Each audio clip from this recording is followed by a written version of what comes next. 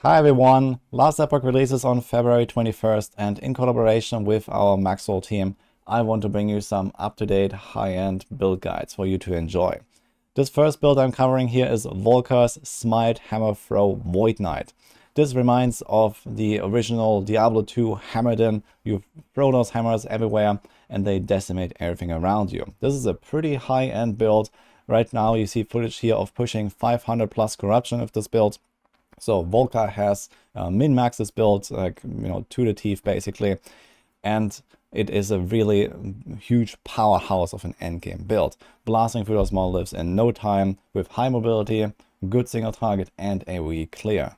On top of this, being a Void Knight with this setup, you have a huge amount of defense because this build runs a shield and lots of armor and extra health, and you also stack vitality both as a defensive and a defensive stat, due to the scaling of the build.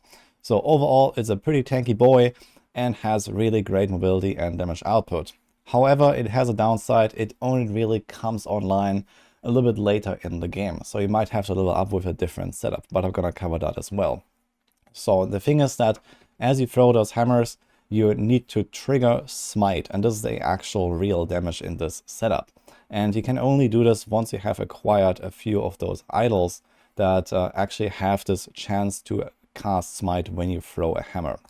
So this is like the one enabler for this build, but other than that, once you have gathered a few of those idols, you can start blasting and then min-max your build and go to the highest levels.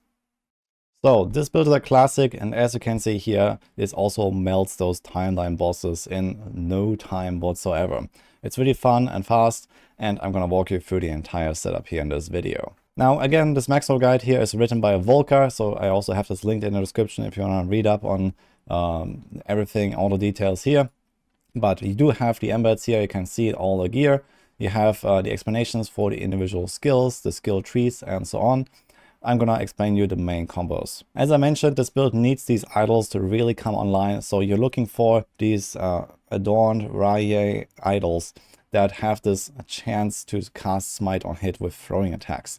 Because you are throwing those hammers all the time and they can actually shotgun and hit multiple times on the same target when they circle around, you can proc a lot of these smite effects here basically, and they are doing like these beams that come down from the sky and do a lot of damage here. You can see all those beams. So this is what it looks like once you have 4 of them stacked up with a good roll. So try to go for these as much as possible, especially if you're playing Circle of Fortune. There are some ways to, for example, target farm a few of those typical like idle types. So try to go for them as fast as possible. Other than this, the build doesn't really need all that much to really come online, but of course there are, certain like endgame choices that you are trying to strive for. In particular, there are some uniques that really take it to the next level, especially if you get a bit of legendary potential on them. One of them is the Mad Alchemist's Ladle. This is a wand that you can find that has a ton of different like on-hit effects, like the frailty, slow, etc., giving you tons of extra utility and extra defense and offense. And it has this extra cast speed and spell damage. So this is how you deal the most damage, because the smite is actually a spell. So even though you throw the hammers, which are more like an attack, most of the damage comes from the smite, and this is how you scale it up. Then we also have the shield here, the Bulwark of the Last Abyss. This gives you tons of extra defense basically, tons of block chance and block effectiveness. You can also have other options here until you find this. Then we have the Anchor of Oblivion. This gives you also tons of defense, especially with this extra endurance. And then this proc that when you drop below your endurance threshold, you release a powerful wave of void, basically decimating everything around you. Here, this is a kind of a chase item. The Ravenous Void is a pretty rare item, but it also has tons of extra damage and damage reduction utility. So whenever you get those, you want to put them on, even without legendary potential, they're great. And lastly, we have the Bleeding Heart. So this is just for extra leech, and you can put some other stats on it if it has legendary potential. The rest of the gear, you want to stack up a lot of vitality here, and of course stack life, stack resistances, and maybe a bunch of void damage or spell damage, as you can see here. So this is how your typical item should look like. Another thing you want to go for is the throwing attack speed. More throwing attack speed means more hammers, that means more smites. And you can also go for this minus throwing attack mana cost, so they can basically spam those hammers for free, because they actually cost very little mana. So with the gear equipped, you can actually get down to 0 mana cost and completely spam those hammers. And the only stuff that you really spend a bunch of mana on is going to be the Sigil of Hope, which is a self buff that you can activate. You can cast it up to 4 times, get a bit of a damage buff, and just like rush through the maps, spam hammers, and don't really have to worry about your mana anymore. For your passive tree progression, you can follow this embed here on the Maxwell guide as well. So it has a step-by-step progression laid out with the slider. You start with, of course, 20 points in the base class in Sentinel, and then you're basically splitting up between Paladin and then a lot of stuff into the Void Knight here to unlock more and more synergistic effects. This build, obviously, being a Void Knight, does a lot of void damage. And we also stack up a lot of extra defense here, like extra health, like extra resistances, extra spell damage. There's block effectiveness and these kind of things. So you can see all of the individual talent nodes here. And in the end, you have like a really nice, well-rounded package that just decimates everything in its path. And likewise, you can see the same progression here in the individual skill trees. So when you look at them, you can have also the step-by-step to see what you actually need to unlock and when. TLDR, of course, for this hammer throw being a main attack, you want to unlock the hammer's spiral node here, the iron spiral, as fast as possible. And also here the hammer vortex, so that they orbit around you and they kind of move with you. This is really important. Then we have the Sigil of Hope here. This is just like a damage buff. You basically just try to like pop this. There is actually a node where you can also trigger this on kill. So like this, you don't even have to cast it all the time here. This is the last wish. And you like, especially when you run through monoliths, you can just kind of ignore this sometimes, depending on how often it procs. And you can just keep charging or keep running through the map, casting your hammers, and there's nothing to worry about. Then there's a smite. So smite is your main damage, but you don't necessarily use it on a bar, at least later on. And instead you only trigger it through those thrown hammers. So you just spam your hammers and the smites just happen automatically based on those idols. So you just spec into this tree, but you don't necessarily have it on the bar. And you can, for example, use a mobility skill here like lunge or like the shield rush and go faster through those monoliths. But this does a lot of damage. So you spec here into sacrifice plus 250% multiplicative damage. Then it costs life, but you also remove that life cost again with Atonement.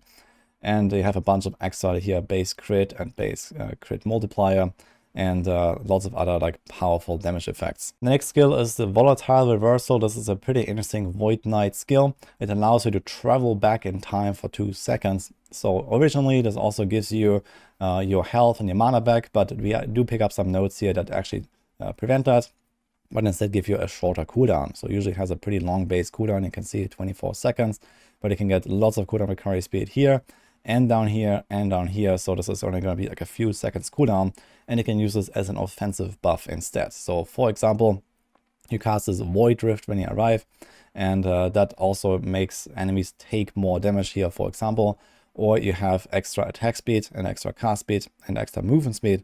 So it's mostly just like a self-buffing tool, and you can also try to, for example, dodge enemy attacks. Like if you remember where you were 2 seconds earlier, it can be a bit tricky to actually learn how to play around this Volatile Reversal, but if you master it, it's a really powerful tool and a huge buff for your build.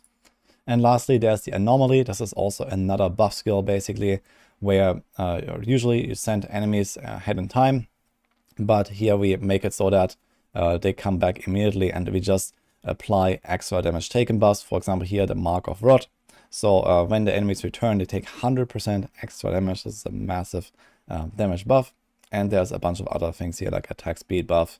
And you can also use it on yourself, so it kind of travels with you and you just have like a damage aura when you press it. So this is like this bubble that you see around here on the character right now, this huge glow. This is like this void bubble, and everything that comes into this bubble basically takes extra damage. You have extra attack speed, and you see like these hammers, they just fly everywhere. So it's a pretty straightforward build. You rush through the map, you press sometimes your buffs, and well, everything melts in the AoE of your hammers, basically. As I mentioned, in the late game, you can expect to push several hundreds of corruption. Now, the corruption system is changing a little bit, but in the gameplay footage that you saw, 500 plus corruption was no big deal for the setup, and we can probably expect kind of similar results when 1.0 launches. Either way, it's a very powerful build. And here are also some of the stat goals to hit with this build. You can see here. So of course, you're going for capped resistances and crit avoidance and endurance. A bunch of life. You want to hit for like around 3.5k life or so. Lots of block and lots of extra damage and throwing attack speed. So overall, you have a really nice, well-rounded package. And if you're looking at the individual gear progression steps, you can also see how to go starting at around level 70 or so, up to the advanced gear, the endgame gear, and finally the best in slot. If you really want to push it all the way to level 100 and grind it out, then there is some really crazy stuff you can do once you have, you know, extra legendary potential on those items. Once you have like the absolute GG, like tier 7 exalted rolls here. But you don't really need that to be successful with this build. The only thing you're really looking for at the start are these idols here. Try to put them on your filter really large. Make sure you find these chance to cast smite on hit on throwing attacks. And like this, you can start blasting with this setup. Now, lastly, I mentioned at the start, you cannot really play this setup from the beginning because of those idols.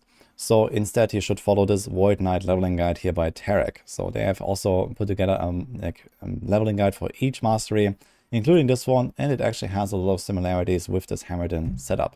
In fact, you even start out with hammers until you unlock the Devouring Orb, but then you're going to use this until basically the end of the campaign, until you start finding your first idols as your main damage skill. So this is a bit of a different setup, but it has the same mastery, and then you can transition to this smite hammer throw setup once you have those idols going. But in general, we're looking for most of the same stuff on the gear. For example, the vitality I mentioned, there's spell damage, void damage, crit and crit multi. So basically a lot of the same stats that you have on your gear. And of course, defensively, it's also pretty similar. You want to cap your resistances, get your life up, and then, well, later on you can also start scaling the block once you have the Hammerdin set up. But basically, use the Devouring Orb as much as possible after you've unlocked it, and then go through the campaign with this setup. So you can also follow the skill progression and the talent progression here in this guide, for example, similar to how I just showed it in the endgame guide. And this is how you have a smooth leveling up process all the way to when you have your idols. And that also wraps up this guide here. So I have everything linked down in the description, including Volker's guide, Tarek's leveling guide, and of course there are socials, so go check them out, show them some love, because, well, they're putting together some really badass builds here. Personally, I'm really excited for patch 1.0. I'm really excited for the race on launch. So stay tuned for that. I'm going to be blasting hard. I'm going to be streaming like 15 hours a day. Let's see how it will go. And let's see how far I can make it on hardcore. Hope you liked this video here. Let me know what you think. And I'll see you guys next time.